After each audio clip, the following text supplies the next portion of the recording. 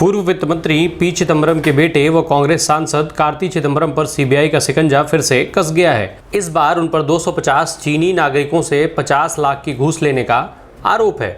CBI ने बताया कि कार्ति चिदम्बरम के खिलाफ एक नया मामला दर्ज किया गया है। आरोप है कि कार्ति ने 50 लाख की घूस लेकर 250 चीनी नागरिकों का वीजा बनवाने में मदद की। संबंधित मामले में सीबीआई की टीम ने कार्ति चिदम्बरम से जुड़े 9 ठिकानों पर छापेमारी की। सीबीआई अधिकारियों ने बताया कि दिल्ली व चेन्नई समेत के देश के 9 स्थानों पर छापेमारी अभियान चलाया गया। इसमें चेन्नई में 3, मुंबई में 3 और कर्नाटक, पंजाब और ओडिशा में एक स्थानों पर तलाशी ली जा रही है। अगली खबर, छापेमारी के बाद कार्ति चिदम्बरम ने ट्वीट किया।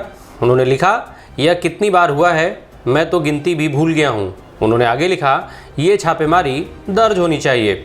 बताते चलें कि सीबीआई ने मीडिया कंपनी आईएनएक्स मीडिया के खिलाफ 15 मई 2017 को एक एफआईआर दर्ज की थी। आईएनएक्स मीडिया ग्रुप पर आरोप है कि 305 करोड़ रुपए के विदेशी फंड लेने के लिए कंपनी ने foreign investment promotion board FIPB की मंजूरी में कई तरह की अनियमितताएं बरती थीं। वर्ष 2007 के दौरान कंपनी को निवेश की स्वीकृति दी गई थी। उस समय पी चिदम्बरम देश के वित्त मंत्री थे। देश में गेहूं के संकट को देखते हुए भारत ने इसके एक्सपोर्ट पर यानी निर्यात पर बैन लगा दिया है।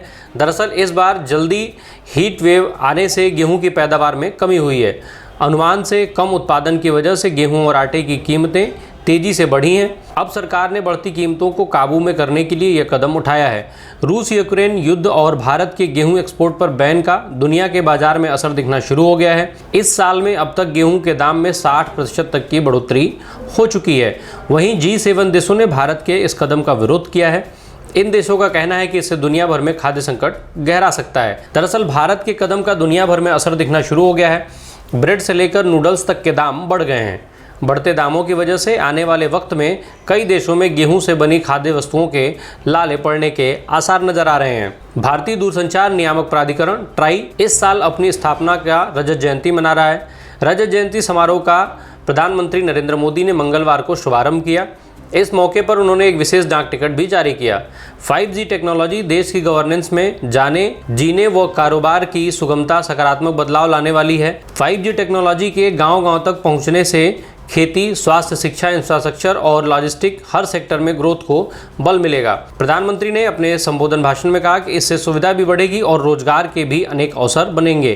कार्यक्रम को संबोधित करते हुए पीएम मोदी ने कहा कि ये सुखद सहयोग है कि भारतीय दूरसंचार नियामक प्राधिकरण ट्राई ने 25 वर्ष पूरे किए हैं। आज देश आज़ादी के अमृतकाल में अगले 25 वर्ष के रोड मैप पर काम कर रहा है। थोड़ी देर पहले मुझे देश को खुद से निर्मित 5G टेस्ट बेड राष्ट्र को समर्पित करने का अवसर मिला है। पीएम ने कहा कि 2014 से पहले भारत में 100 ग्राम पंचायतें भी ऑप्टिकल फाइबर कनेक्टिविटी से नहीं जुड़ी थीं। आज हम करीब 2.25 लाख ग्राम पंचायतों तक ब्रॉडबैंड कनेक्टिविटी पहुंचा चुके हैं। आज हम देश में फ़ोन घनत्व और इंटरनेट यूजर्स के मामले में दुनिया में सबसे तेज़ी से विस्तार कर रहे हैं, तो उसमें टेलीकॉम समेत कई सेक्टर्स की अहम भूमिका है। अगली खबर, कोयला घोटाले मामले में तृणमूल कांग्रेस के सांसद अभिषेक बनर्जी और उनकी पत्नी रुजिरा को आज सुप्रीम कोर्ट से अंतरिम राहत मिल गई है। सर्वोच्च अदालत ने प्रवर्तन निदेशालय को दोनों से दिल्ली की जगह कोलकाता में पूछताछ की इजाज़त दे दी है। बता दें कि अभिषेक और उनकी पत्नी ने दिल्ली मुख्यालय में पूछताछ के लिए ईडी द्वारा जारी आदेश का विरोध किया था। वहीं सुप्रीम कोर्ट में बंगाल सरकार को चेतावनी देते हुए कहा कि अगर ईडी कोलकाता में अभिषेक बनर्जी और उनकी पत्नी से पूछताछ करती है तो वह राज्य मशीनरी द्वारा किसी भी तरह की बाधा और हस्तक्षेप को बर्दाश्त नहीं करेगा। सुप्रीम कोर्ट ने हाईकोर्ट के आदेश के खिलाफ टीएमसी नेता अभिषेक बनर्जी की याचिका पर ईडी को भी नोटिस जारी कर 3 सप्ताह के भीतर जवाब मांगा है। अगली सुनवाई 19 जुलाई को होनी है। भारी आर्थिक संकट से जूझ रहे श्रीलंका में मुख्य विपक्षी पार्टी एसजेबी ने नई सरकार को सशर्त समर्थन देने का फैसला किया है। एसजेबी ने सोमवार को कहा था कि वह देश के गंभीर आर्थिक और राजनीतिक संकट से निपटने में मदद करने के लिए प्रधानमंत्री रानिल विक्रमसिंघे के नेतृत्व वाली अंतरिम सर्वदलीय सरकार को सशर्त समर्थन देगी। एसजेबी ने एक बयान में कहा कि एक जिम्मेदार राजनीतिक पार्टी के तौर पर हमारा मानना है कि देश को मौजूदा संकट से बचाना बहुत ही ज़रूरी है। वहीं प्रधानमंत्री रानिल विक्रमसिंघे ने देश को संबोधित करते हुए कहा कि वह एक स्पेशल रिलीफ बजट प्रस्तावित करने की योजना बना रहे हैं। यह बजट इस साल के लिए पहले से अप्रूव किए जा चुके बजट की जगह लेगा। वहीं बुनियादी ढांचे के विकास के लिए पहले आवंटित पैसे को जन कल्याण के लिए इस्तेमाल करेगा। अगली खबर, देश की सबसे बड़ी बीमा कंपनी LIC के शेयर मंगलवार को शेयर बाजार में लिस्ट हो गए। जैसा कि अनुमान लगाया जा रहा था, कंपनी के शेयर डिस्काउंट पर लिस्ट हुए और लिस्टिंग के पहले दिन निवेशकों को निराशा हाथ लगी।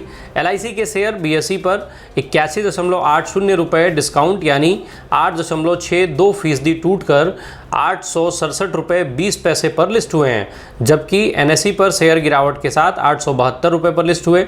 इससे पहले LIC के शेयर प्री मार्केट में 12% तक टूट गए थे। BSE पर बीमा कंपनी के शेयर 12.54% के नुकसान के साथ 830 रुपये पर ट्रेड कर रहे थे।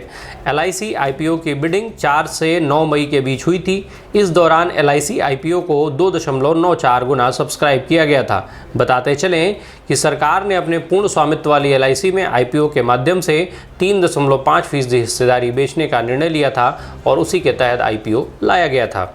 अगली खबर, भारतीय शेयर बाजार के लिए मंगलवार का दिन राहत भरा रहा। भारी खरीदारी के चलते मुंबई स्टॉक एक्सचेंज के इंडेक्स में 1000 अंकों की तेजी है, तो नेशनल स्टॉक एक्सचेंज का निफ्टी 306 अंकों की तेजी के साथ ट्रेड कर रहा है। निवेशकों की खरीदारी के बदौलत सेंसेक्स 1000 अंकों की तेजी के साथ 53,951 पर जा पहुंचा। वहीं निफ्टी 311 अंकों की तेजी के साथ दिन के उच्चतम स्तर 16,153 अंकों तक पहुंचा। खबर लिखे जाने तक निफ्टी फिर से 16,000 के ऊपर ट्रेड कर रहा है। बाजार में ये तेजी banking sector, IT, FMCG, metals, energy sector के शेयरों में तेजी के चलते आई है।